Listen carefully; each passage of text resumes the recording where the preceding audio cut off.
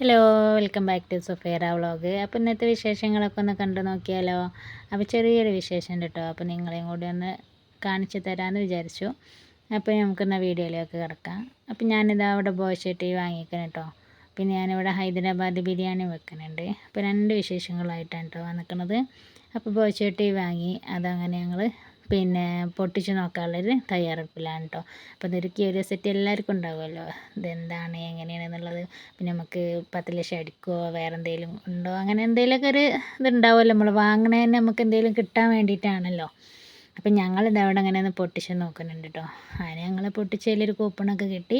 ഇനി ബാക്കിയൊക്കെ നമ്മളെ ഫോണിലുള്ള പരിപാടിയാണ് കേട്ടോ. അപ്പോൾ ഇതിൻ്റെ വിശേഷങ്ങൾ പിന്നെ ഈ വീഡിയോയിൽ തന്നെ നമ്മൾ പറയുന്നതാണ്. അങ്ങനെ ഇനി നമുക്ക് ബിരിയാണി വെക്കാനുള്ള പുറപ്പാടില്ല കേട്ടോ. അപ്പം ഞങ്ങളിത് 1/2 കിലോന് പിന്നെ ബസുമതി അരി എടുത്തേക്കണ്. പിന്നെ ഇത് ഉണ്ടാക്കാൻ ഇതിലേക്ക് വേണ്ടത് അധികം സാധനമൊന്നും വേണ്ട.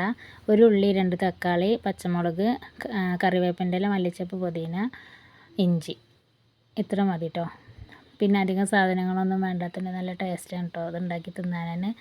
അപ്പോൾ ഇത് മസ്റ്റായിട്ട് എല്ലാവരും ഉണ്ടാക്കി നോക്കണം. പിന്നെ ഞാനിവിടെ കുക്കറിലാണ് ഉണ്ടാക്കുന്നത്. അപ്പോൾ ഇതിലേക്ക് 3 സ്പൂൺ സൺഫ്ലവർ ഓയിൽ ഒഴിച്ച് കൊടുക്കുക. പിന്നെ പട്ടയും കറാമ്പും ഇടുക. പിന്നെ അതിലേക്ക് ഒരു ഉള്ളി അരിഞ്ഞ് വെച്ചത് അതും ഇടുക. പിന്നെ ഇവിടെ കറിക്ക് കൊടുന്ന കോഴിയായിരുന്നു കേട്ടോ. അപ്പോൾ പിന്നെ ഇവർ പറഞ്ഞു ഒരു വെറൈറ്റി ബിരിയാണി ഉണ്ടാക്കി തരും, എനിക്കൊന്നും അറിയില്ലല്ലോ ഉണ്ടാക്കാനെന്നും പറഞ്ഞ് എന്നെ വിളിച്ചു കേട്ടോ. അപ്പോൾ അതെനിക്ക് ഇഷ്ടപ്പെട്ടില്ല. അപ്പോൾ ഞാൻ പറഞ്ഞു ബസുമതി അരി കൊണ്ടുവരാൻ ഹൈദരാബാദ് ബിരിയാണി വെച്ച് തരാമെന്ന് കേട്ടോ. അപ്പോൾ അങ്ങനെയാണ് നമ്മൾ ഹൈദരാബാദ് ബിരിയാണി ഉണ്ടാക്കാൻ തീരുമാനിച്ചത്. അപ്പം ഞാനിത് ഇഞ്ചി വെളുത്തുള്ളിയൊക്കെ നമ്മൾ ഉള്ളിയിലേക്ക് ചതച്ചത് ഇട്ട് കൊടുത്തിട്ട്, പിന്നെ പച്ചമുളക് ഇങ്ങനെ കീറിയാണ്ടാണ് ഇട്ട് കൊടുക്കുന്നത്. ഇനി ഇതൊന്ന് മിക്സ് ചെയ്ത് കൊടുക്കുക. പിന്നെ തക്കാളി പേസ്റ്റാക്കി അരക്കുക, അത് ഇതിലേക്കൊന്ന് ഒഴിച്ചു കൊടുക്കുക കേട്ടോ. മല്ലിച്ചപ്പ്, പുതിന, കറിവേപ്പിൻ്റെ ഇലയൊക്കെ കുറച്ച് മതി കേട്ടോ. അപ്പോൾ ഇതിലേക്കൊന്ന് ഇട്ട് കൊടുക്കുക. പിന്നെ അതൊന്ന് നല്ലോണം ഒന്ന് മിക്സ് ചെയ്ത് കൊടുക്കുക കേട്ടോ. പിന്നെ ഇനി നമ്മളെ പൊടികളൊക്കെ ഒന്ന് വാരി വെതറിയാണ്ട് ഇട്ട് കൊടുക്കണം കേട്ടോ. അപ്പോൾ ഇതിലേക്ക് എന്നുള്ള മഞ്ഞൾപ്പൊടി ഇട്ട് കൊടുക്കുക. പിന്നെ ചിക്കൻ മസാല ഇട്ട് കൊടുക്കുക. പിന്നെ ഞാനിവിടെ കുറച്ച് എൻ്റേതായിട്ടുള്ള പൊടിക്കൈകളാണ് കേട്ടോ. അതിലൊക്കെ പട്ടയും കറാമ്പും പൊടിച്ചതാണ് കേട്ടോ ഇട്ട് കൊടുക്കുന്നത്. പിന്നെ ഏലക്കായ ഉണ്ടെങ്കിൽ അത് ഇട്ട് കൊടുക്കുക, അതിൻ്റെ അടുത്തില്ലാത്തതുകൊണ്ടാണ്. അപ്പം ഞാനത് ഇട്ടിട്ടില്ല. പിന്നെ ഞാൻ വലിയ ജീരകം ഇട്ട് കൊടുത്തേക്കണ്. ഉപ്പും പാകത്തിന് ഞങ്ങൾ ഇട്ട് കൊടുക്കുക.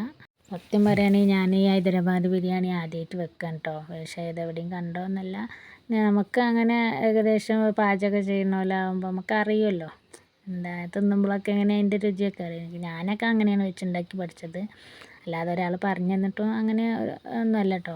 ആദ്യമൊന്നും ഇപ്പോൾ ഇങ്ങനെ വീഡിയോസും കാര്യങ്ങളൊന്നും ഇല്ലല്ലോ, സ്വയം പരീക്ഷിക്കാൻ നമ്മളങ്ങനെ ഉണ്ടാക്കുക, അങ്ങനെയല്ലേ.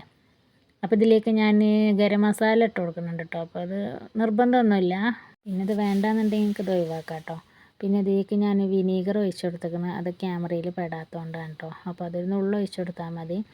ക്യാമറ ഓണാക്കാൻ മറന്നതാണ് കേട്ടോ. അപ്പം ഞാൻ അരി എടുത്ത കപ്പിന് തന്നെയാണ് കേട്ടോ ഞാൻ വെള്ളം ഒഴിച്ച് കൊടുക്കുന്നത്. 2 കപ്പാണ് കേട്ടോ ഒഴിച്ച് കൊടുക്കുന്നത്. അപ്പോൾ നിങ്ങളത് ശ്രദ്ധിക്കുക. പിന്നെ ഇത് ഉണ്ടാക്കുന്ന കാര്യത്തിൽ അങ്ങനെ വലിയ പേടിയൊന്നുമില്ല കേട്ടോ. ഞാൻ ആദ്യം ഇത് പേടിച്ചിട്ടാണ് കേട്ടോ ഉണ്ടാക്കിയത്. ഇത് എന്താവുമെന്നുള്ളൊരു പേടി ഉണ്ടായിരുന്നു, കൊളാവോ എന്നൊക്കെ ഉള്ളത്. കാരണം ആദ്യമായിട്ടല്ലേ, നമ്മൾ വേറെ എന്തെങ്കിലും കണ്ടിട്ടൊക്കെ ഉണ്ടാക്കുകയാണെങ്കിൽ നമ്മൾ അതേപോലെ ഉണ്ടാക്കിയിരുന്നു. അപ്പോൾ അങ്ങനെയൊന്നുമല്ലല്ലോ. അപ്പോൾ അത് വിചാരിച്ചിട്ടൊരു പേടി ഉണ്ടായിരുന്നു. പിന്നെ ടേസ്റ്റിൻ്റെ കാര്യത്തിൽ ഒട്ടും പിന്നോക്കം പോയിട്ടില്ല കേട്ടോ. അടിപൊളി ടേസ്റ്റായിരുന്നു. അപ്പോൾ നമ്മൾ വെള്ളം ഇവിടെ തിളക്കുന്നുണ്ട് കേട്ടോ. പിന്നെ ഞാൻ അരി കഴുകിയാണ്ട് അങ്ങനെ ഇടുന്നല്ല, വെള്ളത്തിലൊന്നും ഇട്ട് വെച്ചിട്ടില്ല കേട്ടോ. അപ്പോൾ വെള്ളത്തിലിടേണ്ട ഒരു ആവശ്യമില്ല. അപ്പോൾ ഇത് കഴുകിയാണ്ട് നമ്മൾ നേരെ വെള്ളത്തിലേക്ക് ഇട്ട് കൊടുക്കുക കേട്ടോ. പിന്നെ അത് തിളക്കുമ്പോൾ നമ്മൾ 2 വിസിലടിക്കുമ്പോൾ നമ്മൾ ഓഫാക്കി വെക്കുക, അത്രേ പണിയുള്ളൂ കേട്ടോ അതിന്. അപ്പോൾ പെട്ടെന്ന് തയ്യാറാക്കാൻ പറ്റുന്ന ഒരു വിഭവമാണ്. അപ്പോൾ അതാരും മറക്കണ്ട, അതെല്ലാവരും ഒന്ന് ട്രൈ ചെയ്ത് നോക്കണം.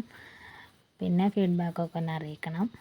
പിന്നെ അത്രയ്ക്കും സിമ്പിളായിട്ട് ഒരു ഹൈദരാബാദ് ബിരിയാണി നമ്മളെ കൊണ്ട് വെച്ച് തിന്നാൻ പറ്റില്ല, അത്രയ്ക്കും സിമ്പിളാണ് കേട്ടോ. അത് ആർക്കും ഉണ്ടാക്കാം, ഏത് ചെറിയ കുട്ടികൾക്ക് വരെ ഉണ്ടാക്കാം, അത്രയ്ക്കും പെട്ടെന്ന് തയ്യാറാക്കാൻ പറ്റും കേട്ടോ. അപ്പം ഞാൻ ഹൈദരാബാദ് ബിരിയാണി ഉണ്ടാക്കിയപ്പോൾ ഇവിടെ എല്ലാവരും പറഞ്ഞു ഇത് കൊളാവും, പായസമാക്കി കുടിക്കേണ്ടി വരും എന്നൊക്കെ പറഞ്ഞ് കളിയാക്കിയിട്ടോ. അപ്പോൾ ഉണ്ടാക്കി കൊടുത്തപ്പോൾ നല്ല അടിപൊളിയാണെന്ന് പറഞ്ഞു. അപ്പോൾ ഏതായാലും നമ്മളെ വെല്ലുവിളി നമ്മൾ സ്വീകരിച്ചുണ്ടാക്കി കൊടുത്തിട്ടുണ്ട് കേട്ടോ. അപ്പോൾ ഇത്രയേ ഉള്ളൂ. പിന്നെ ബോച്ചാട്ടി നമ്മളതിൽ കൂപ്പൺ ഉണ്ടല്ലോ, അത് നമുക്ക് അടിച്ചിട്ടൊന്നുമില്ല. അപ്പോൾ അത് വെറുതെ ആയി. പിന്നെ ഇൻഷാ അല്ലാ നമുക്ക് അടിക്കേർക്കും അതൊരു പ്രതീക്ഷയൊക്കെ ഉണ്ടായിരുന്നു, അതൊക്കെ പോയി കിട്ടിട്ടോ. അപ്പോൾ ഇത്രയേ ഉള്ളൂ കേട്ടോ നമ്മളെ കുഞ്ഞു വ്ളോഗ്. അപ്പോൾ എല്ലാവരും ലൈക്ക് ചെയ്യുക, ഷെയർ ചെയ്യുക, സപ്പോർട്ട് ചെയ്യുക, ബെല്ലൈക്കൺ അമർത്തി സബ്സ്ക്രൈബ് ചെയ്യുക. Thank you.